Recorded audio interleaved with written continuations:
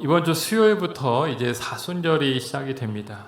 이 사순절은 교회력 가운데서도 가장 중요한 절기라고 할 수 있습니다. 예수님의 고난과 십자가를 묵상하면서 회개와 절제, 또 기도와 사랑의 실천으로 나 자신을 돌아보는 시간이 되기 때문에 그런 것이죠.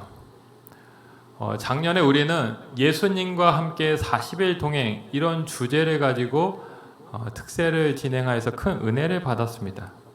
자, 올해 특세에도 주제가 있는데요. 저를 따라 한번 읽어보시겠습니다. 나는 죽고 예수로 사는 공동체. 네, 이것이 올해 특세의 주제입니다.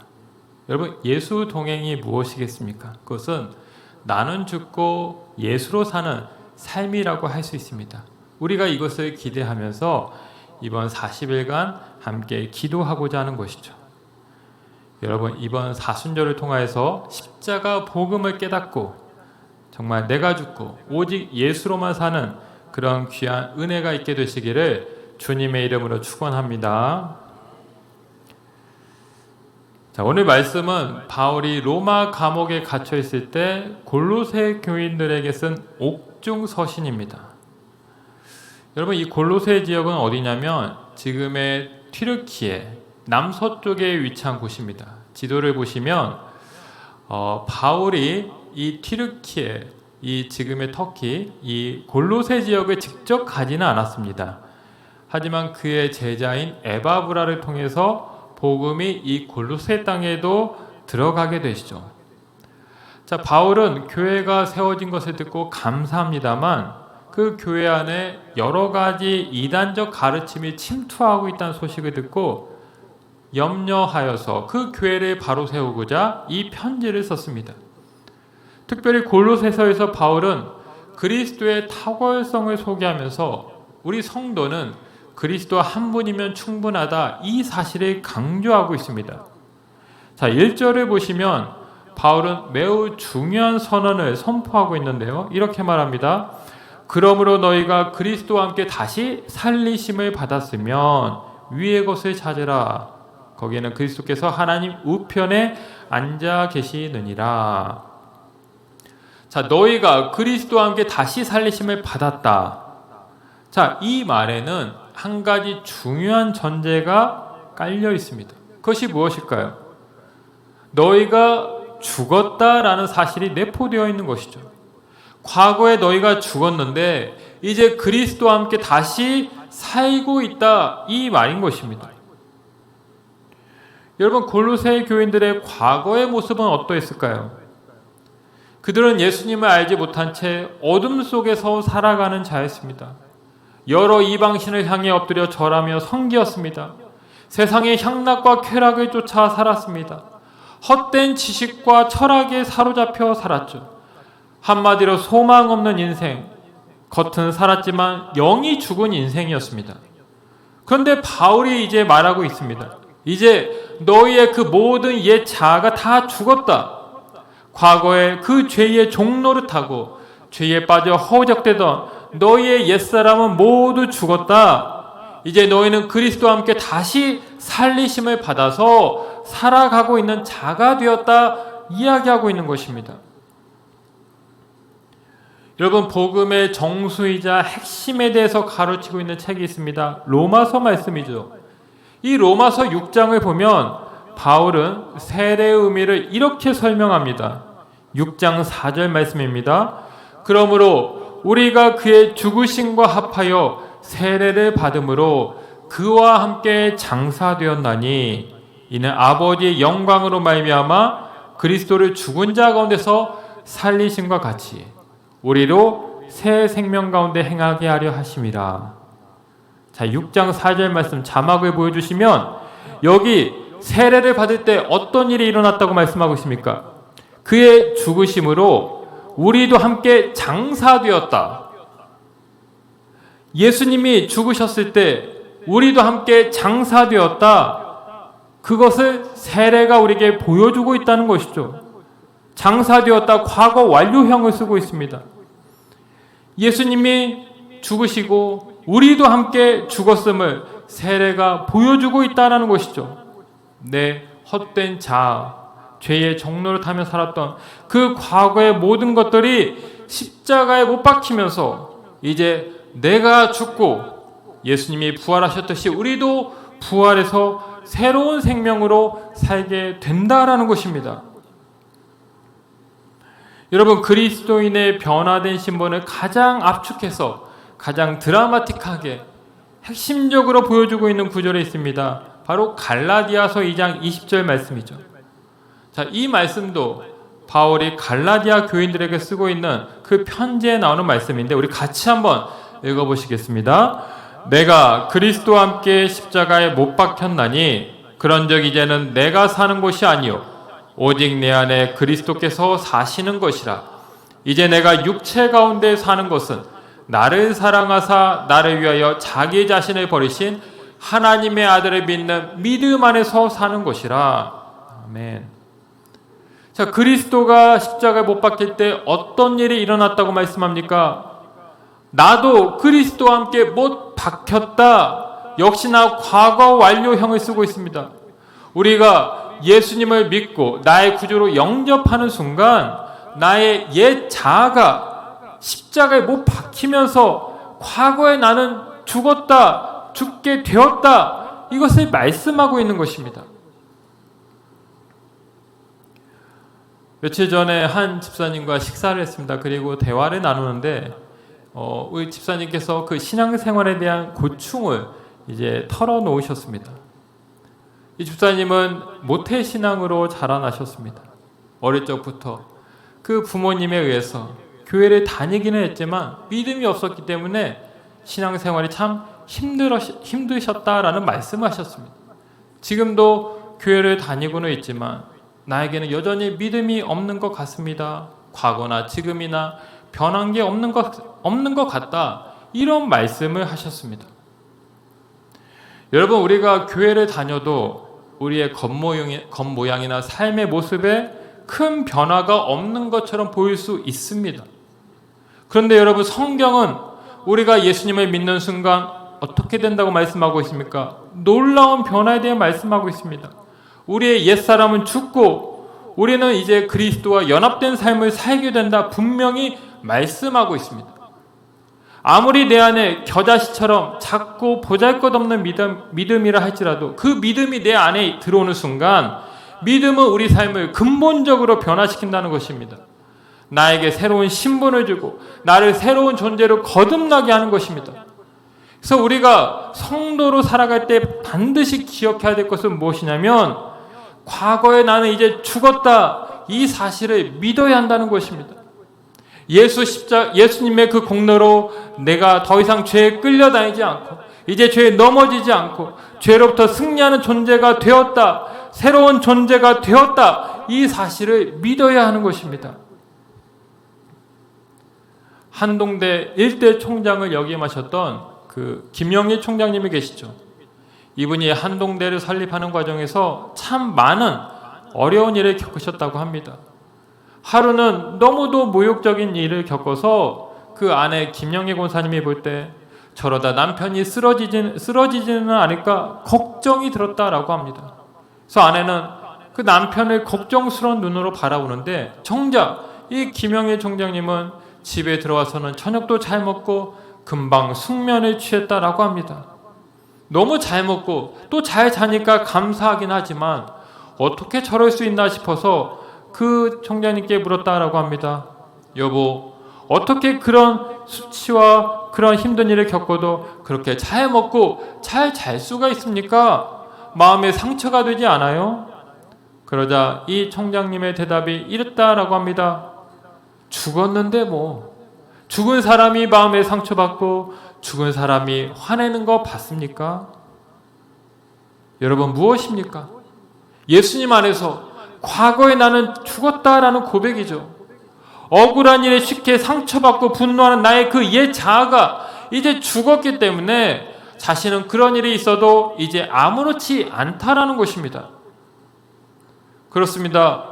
예수님을 믿으면서도 여전히 내가 죽었다는 사실을 깨닫지 못하면 비난과 정죄의 공격을 받을 때마다 방어적인 자세를 취하게 됩니다. 화살이 내 마음에 꽂힐 때마다 상처를 받고 괴로워하면서 어떻게 하면 되갚아 줄까? 이렇게 복수를 벼르기도 하는 것이죠. 그러나 내가 죽었음을 깨닫고 이 사실을 믿게 되면 그 어떤 모함과 비난의 공격이 찾아온다 해도 우리는 넉넉히 이겨낼 수 있습니다. 예수님이 나의 옛 자아를 죽게 하고 새 생명을 주셨기 때문에 그럴 수 있는 것입니다. 예수님의 십자가 사건이 왜 위대한 복음입니까? 그것은 십자가 사건이 예수님 개인에게만 국한된 일이 아니라는 것입니다. 세례 요한이 말했죠. 보라, 세상 죄를 지고 가는 하나님의 어린 양이로다. 예수님의 십자가는 나의 십자가였습니다. 나의 죄, 도저히 해결할 수 없는 나의 이 죄 문제를 해결하시기 위해서 주님이 내 대신 십자가를 지신 것입니다. 그래서 우리는 주님을 믿는 순간 우리의 죄가 십자가에 못 박혀지게 되고 우리의 옛 자아는 그 순간 죽게 되는 것입니다. 누구든지 그리스도 안에 있으면 새로운 피조물이라고 했습니다. 나의 옛 자아는 죽었습니다. 이제 나는 내 안에 계신 그 예수 그리스도와 함께 살아가는 존재라는 이 놀라운 복음의 진리가 깨달아지고 이 은혜를 누리며 살아가시는 여러분들 되시기를 주님의 이름으로 축복합니다. 자, 예수님의 십자가는 우리의 옛 자아를 죽게 한다고 했습니다. 예수님 안에서 과거의 나는 이제 죽은 존재입니다. 자, 그런데 이렇게 말씀드리면 아마 이런 의문점을 가지실지 모르겠습니다. 내가 정말 죽었다고 하는데 왜 나는 여전히 이 죄 문제로 힘들어할까? 왜 나는 여전히 이 죄와 씨름하고 있는 것일까? 이런 생각을 혹시 하시지 않습니까? 사실 이 질문은 저도 최근까지 가지고 있었던 해결하지 못했던 그런 질문이었습니다.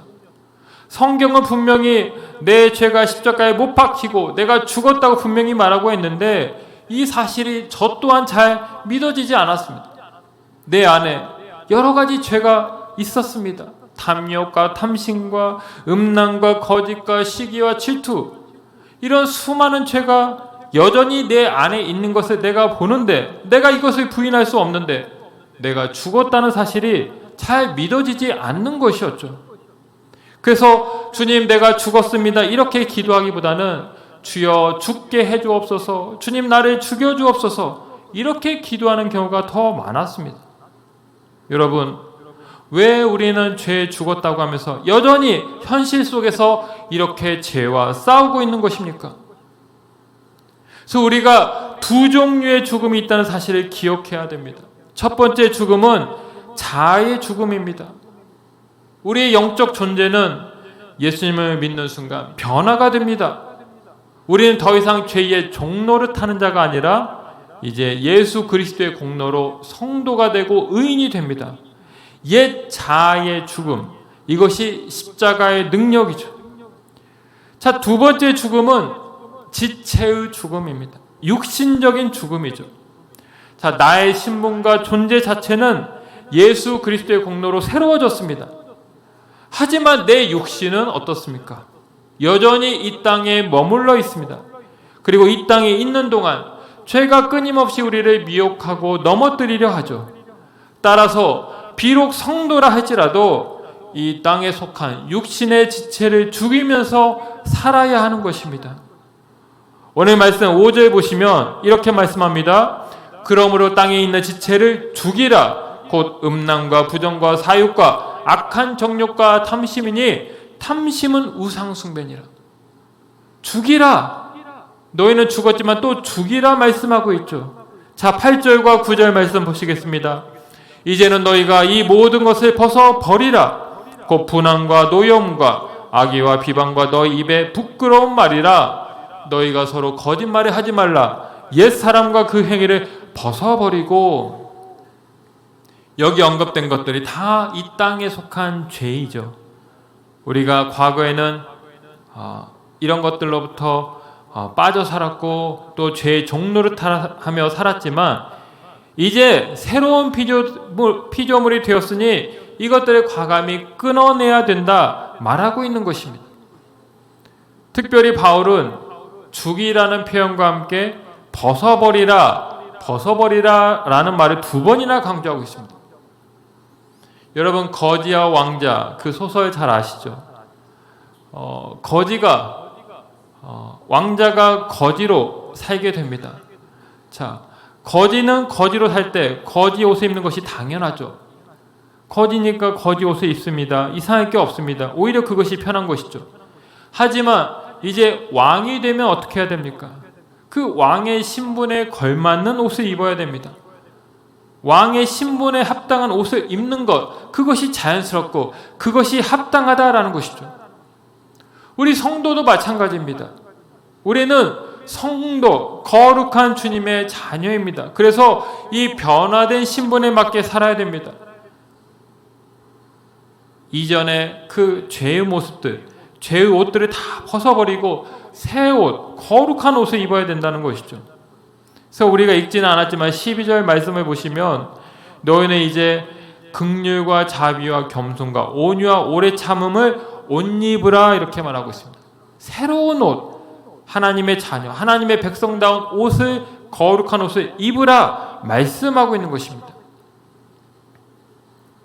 여러분, 존 버년이 쓴 철로역정이라는 소설이 있습니다. 성경 다음으로 가장 많이 읽힌 고전 중에 하나이죠. 자, 이 책을 보시면 주인공 크리스천이 성경을 읽다가 자신의 죄를 깨닫습니다. 그래서 그가 자신이 살고 있던 그 멸망의 도시를 떠나서 이제 저 하나님이 계시는 시온성을 향해서 나아가게 되죠. 자, 이 크리스천 뒤에는, 등 뒤에는 그 죄를 상징하는 무거운 짐이 있었습니다. 그는 그 짐을 지고 온갖 유혹과 역경을 이기면서 마침내 그 십자가 언덕에 도달하게 되죠. 그리고 십자가를 바라볼 때 그 등에 있던 그 무거운 짐이 풀려지면서 땅으로 저 밑으로 굴러 내려가게 됩니다. 무엇입니까? 죄의 짐에서 자유케 되는 바로 칭의의 순간을 우리에게 보여주고 있습니다. 예수 그리스도의 그 십자가 공로로 말미암아 우리가 이제 죄인에서 의인이 된다는 사실을 구원받는다라는 것을 보여주고 있는 것이죠. 자, 그런데 여러분, 그 주인공이 이제 의인이 되었기 때문에 거기서 이야기가 끝이 날까요? 아닙니다. 존 버년은 그 이후의 여정을 더 길고 자세하게 묘사합니다. 주인공은 이제 허영의 시장이라는 곳을 지나가게 됩니다. 이것은 성도가 겪는 세상의 유혹과 시험을 상징하는 것이죠. 또 주인공은 의심의 성에 갇히기도 합니다. 구원받는 자가 경험하는 그 낙심과 영적 침체의 순간을 의미하는 것이죠. 또한 죽음의 골짜기를 통과합니다. 온갖 영적 어두움과 두려움의 시간이 찾아올 수 있다는 것을 보여주고 있습니다. 주인공은 이 모든 지점을 다 통과한 후에 마침내 천성에 도착하게 됩니다. 여러분, 이것이 무엇을 의미합니까? 우리 성도는 십자가의 은혜로 구원을 받지만 거기서 더 나아가 이제 우리가 성화의 여정을 걸어야 한다라는 것을 일깨워주고 있는 것입니다. 그렇습니다. 우리는 아직 이 육신이 이 세상 가운데 남아있기 때문에 죄의 유혹을 받습니다. 영적 싸움을 합니다. 그래서 우리는 그 싸움 가운데서 넘어지지 않도록 계속해서 주님을 바라보면서 전진해야 됩니다. 이것이 성화의 과정이고, 이 성화의 여정을 다 마쳤을 때 우리는 비로소 영화로운 존재로 주님 앞에 서게 되는 것입니다. 사랑하는 성도 여러분, 지금 여러분이 싸우고 있는 죄의 목록은 무엇입니까? 무엇이 여러분의 삶을 장애물과 시험의 요소로 지금 다가오고 있습니까? 내가 죄와 싸우고 있다는 것은 결코 이상한 것이 아닙니다. 그것은 구원받은 자로서 당연히 거쳐야 될 믿음의 여정입니다. 오죽하면 사도 바울은 나는 날마다 죽노라 라고 했습니다.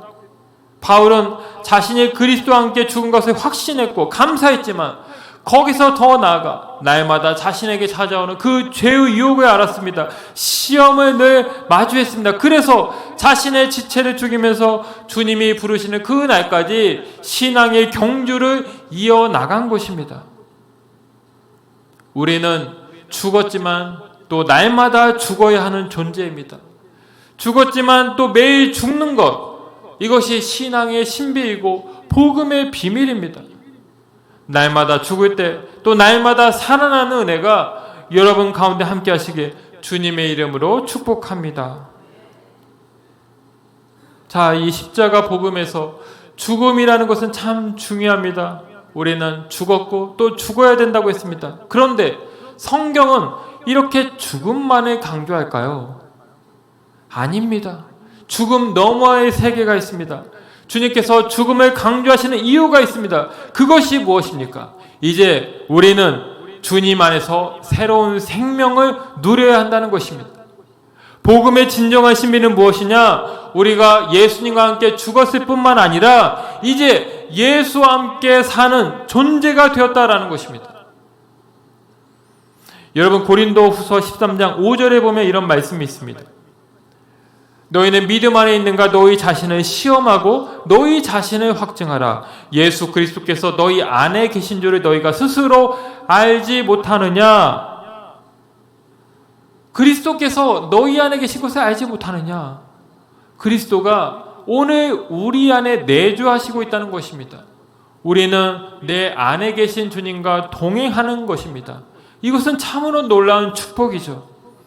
자, 주님은 우리 안에 계시는데 또 그리스도는 어디에 계실까요?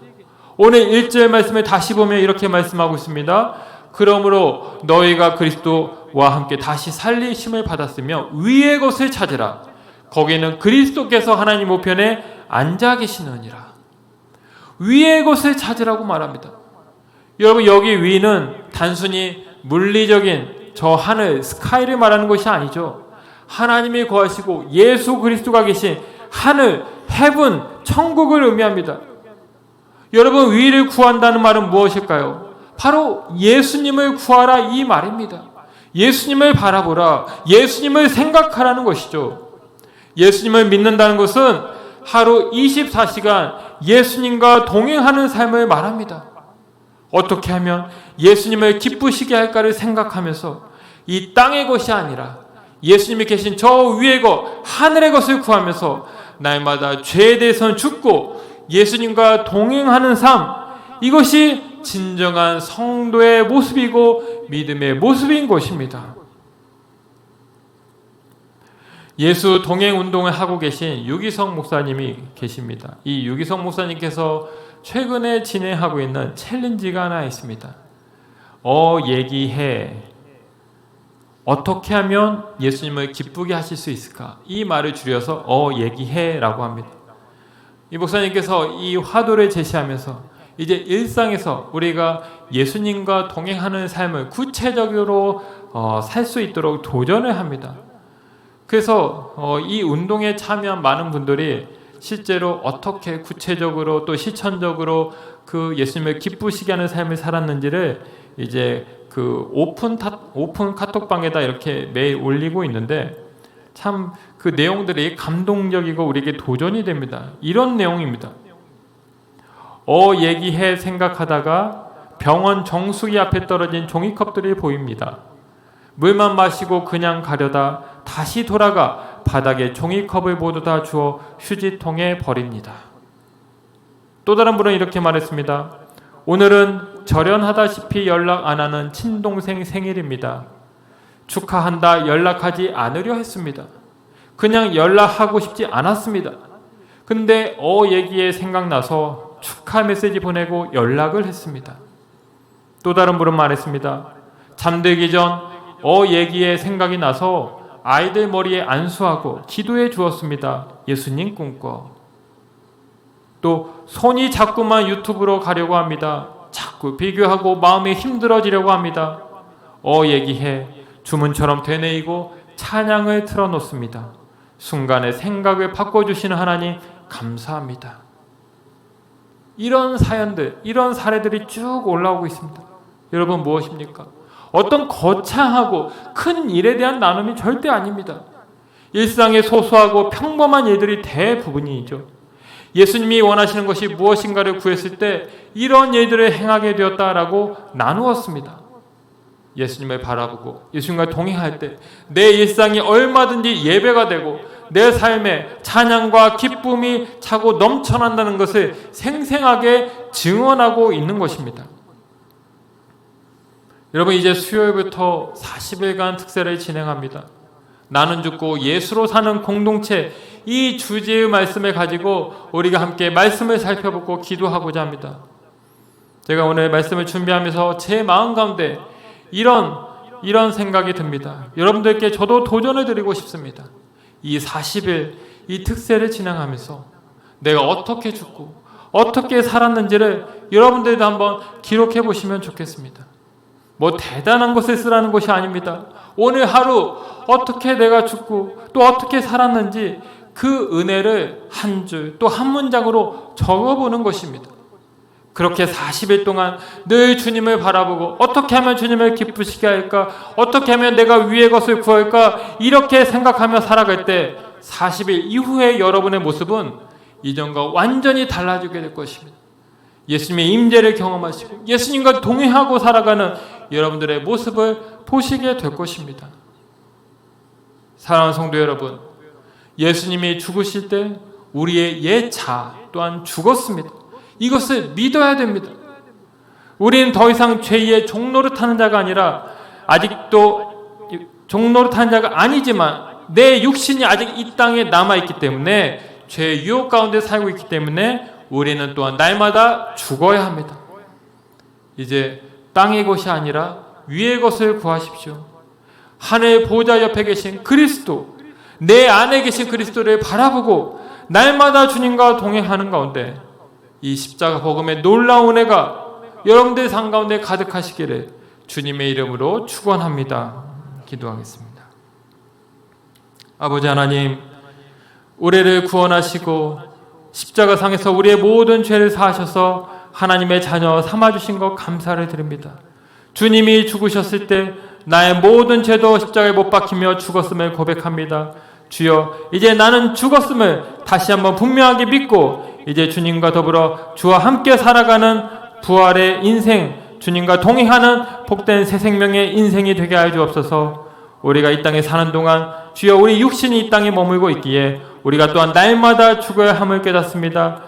옛 구습과 허물을 다 벗어버리고 주님이 기뻐하시는 거룩한 성대의 옷을 입고 날마다 주님이 기뻐하시는 삶을 살게 하여 주시옵소서.